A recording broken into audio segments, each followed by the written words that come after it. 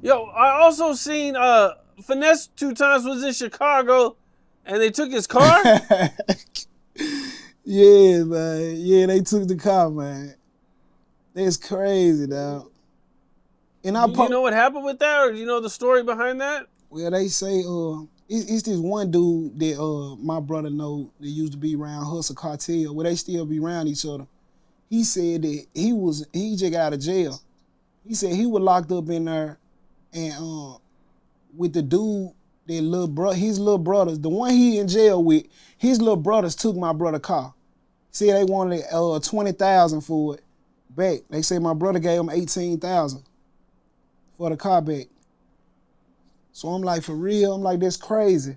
But for you to have that many guys out there with you, know, when he was shooting was it the Take Your Army? Yeah, it was the Take Your Army song. They shooting a video. It's about 50 people out there. This the night he got his truck stole. How did you, out of everybody car they stole, yours? I don't understand that. You know what I'm saying? But it took him about a month and a half, 2 months before you seen him back in it. So I think he left it up there for a while. But it's crazy that a comedian, it was a guy that he around out there in Chicago, man. What's his name? Uncle Hank. He the one that retrieved the car back. This somebody that you out there in Chicago that you around. How do these folks know exactly how to go get this from who they going to get it from this fast? All that was weird to me. I can't say what happened, but I'm listening but all that was weird to me.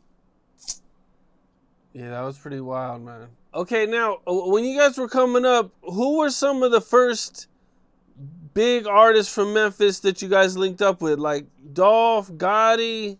Was it is you saying like who was big in that time, or who was we around before they blew?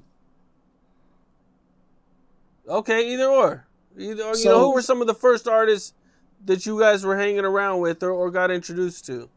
Youngster, Bagg, before they blew, you know, we didn't, scrub elbows with them a little bit here and there. It's more than my brother, not me for real, but I done had my experience with him, but more than my brother. But outside of him, it wasn't no big artists. Like Gotti, you don't really just see Gotti like that. Some people see him in the city, but my brother probably got a different experience, but as far as me and him together, that's probably about the only ones that I know of back then that we was just rubbing elbows with they had a name. How'd you guys get the Bread Gang chain? My brother worked out some type of deal with Bagg. You know, bro gave him some chains and gave him some money, and you know, he was ripping Bread Gang. I don't know if you ever seen it, but they got a live video where my brother rapped a few songs and he was backstage with Bagg. He got a song called Marijuana Junkie and all this. Bagg put him on his live. And my brother rapped and it went viral. So after that, Bagg was like, hey man, I got the right type of reaction, so let's do some paperwork, let's do some business. So after that, he started ripping Bread Gang. How long was he on Bread Gang? The whole time, because going straight in, you know, if you look on Apple Music or iTunes, it showed that Bread Gang is getting paid for that. But you know, Bread Gang started a new label called Loaf Boys. So Finesse2tymes, you know, still got business with Bread Gang. So Bagg is still getting paid off Finesse music. Even to today? Look it up. Loyalty Over Love, Loyalty Over Love and all that got Bread Gang records on it. It got Mob Ties on it too, but it got Bread Gang on it too if you look it up. So they still, you know, in his pot, got their hand in his bag. The whole time him and Moneybagg were beefing, Bagg was getting paid off my brother music.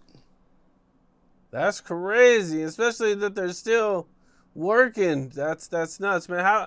How did all that like go down? Like, what made them fall out? When my brother came home from jail, I remember him telling me this. He said, I'm gonna reach out to Bagg, I'ma reach out to youngster. They don't reach back, I'ma diss one on. So me and my guys, like the guys, like, whoa, hold on, bro. Like, bro, come on, bro. You too hard. You ain't gotta do all that. You know what I'm saying? Bro was with his move, couldn't nobody stop him. The big homies couldn't stop him, couldn't nobody stop him. He like, I'ma diss one on. So he dissed Bagg. And it went up from there. You know, after he put the diss song out, that kind of pushed the labels, the people that wanted to invest in him, they kind of pushed them away. CMG probably been wanting to give my brother a bag and bring him on the label, but they seen that like you too high-headed, you revealing shit, you going live. The same shit that I did. You going live, you know what I'm saying, you putting people in the business. So, you know, we can get some money with you or off you, but we ain't finna just bring you in and secure you. Imagine if CMG would have grabbed my brother before he did that Fed bid. He probably would have never went to the feds because he got the help that he need. What people don't be understanding, it be hard for these artists. You paying too much in security, so you got to have you 5, 6, 7, 8 guys that'll do it for 200 or 220 a piece. Secure me in this spot. You know what I'm saying? So, him and Bagg, they fell out, man. And once the diss was out, everything was off the table from then. Now, I guess there was a situation where, like, I guess maybe Finesse said that he was writing Moneybagg's music. Facts. He was. Facts. I seen this shit with my own eyes. And so Moneybagg, didn't like that. Nah, he ain't like that it was getting out. You know what I'm saying? But you know, in Memphis, you can't do that. Like, they'll look at you like you lame. If you go in the studio and you start rapping, and then you come out of there, hey, bro, go in, bro, give me a free bars to go on this joint. That's lame in Memphis. But I done been to Baltimore, where you go to Baltimore, like, they gonna be like, it be 5 or 6 of them in the studio together, giving each other bars. Like, I'm gonna spit this, like, go put that on there, or what I just said. It's cool to them. But in Memphis, you don't do no shit like that. You can't let no write your rhymes for you. This shit need to be coming out of you authentically. You see what I'm saying?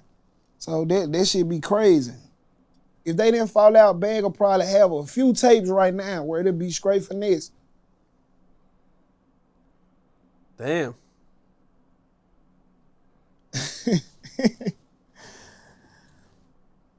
For real.